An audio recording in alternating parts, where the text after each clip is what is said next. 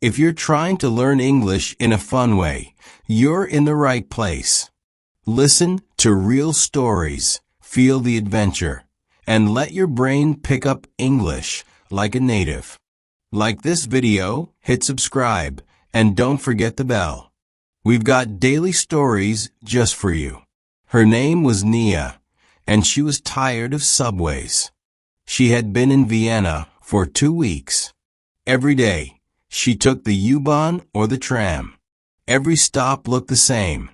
It was fast but boring. She felt like she wasn't really seeing the city. So that morning, Nia decided to walk from her small apartment to the big museum in the city center. On the map, it looked like a long walk. But that was the point. She packed a small bottle of water, put on her most comfortable shoes, and left just after breakfast. The air was cool, but the sun was already peeking between the roofs. She walked past the bakery near her building. The smell of fresh bread followed her down the street. Nia took her time. She walked through side streets with pastel-color houses, small balconies, and quiet windows. The street signs were long and full of letters. She tried to read each one slowly. Around the first corner, she found a narrow park she had never noticed before. There was a fountain in the middle, and one man sitting on a bench reading a book. She didn't stop, but she made a mental note to come back there one day. The city was still quiet. Only the sound of bicycles, a few footsteps, and distant church bells. She passed a flower shop where someone was arranging red tulips.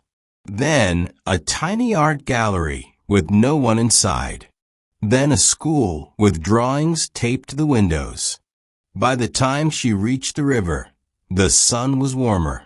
The water moved slowly, reflecting the buildings and bridges.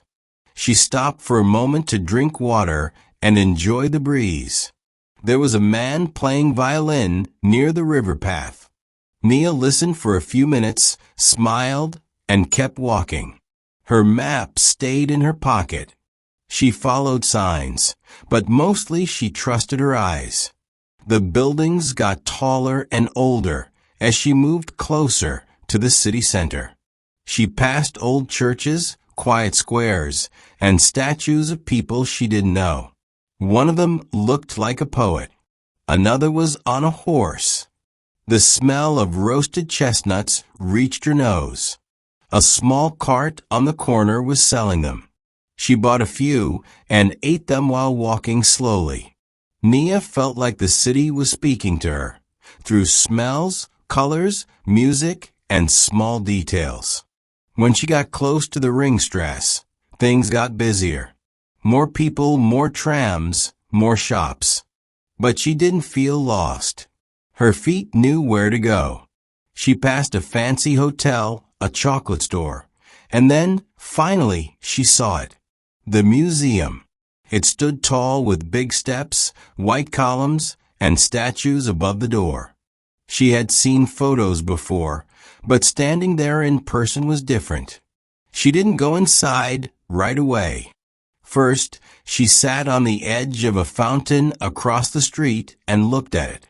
She watched other people go in and out. Some took photos, some ran, some just stood in front like her. The walk had taken almost 2 hours, but it didn't feel long. She had crossed almost half the city just by putting one foot in front of the other. No subway, no map, no rush. When she finally walked up the museum steps, she felt proud. Not because of how far she walked, but because she had seen Vienna. Not the tourist version, the real one. The walk became the best part of her day. While you listened to Nia's quiet walk across Vienna, you were learning English without even noticing. Real grammar, natural expressions, and useful sentence patterns. All inside a simple, sweet story. That's the power of storytelling. So if you like this one, don't forget to like the video, subscribe, and turn on the bell. And now it's your turn. Tell us in the comments. If you could walk across any city in the world, where would you go?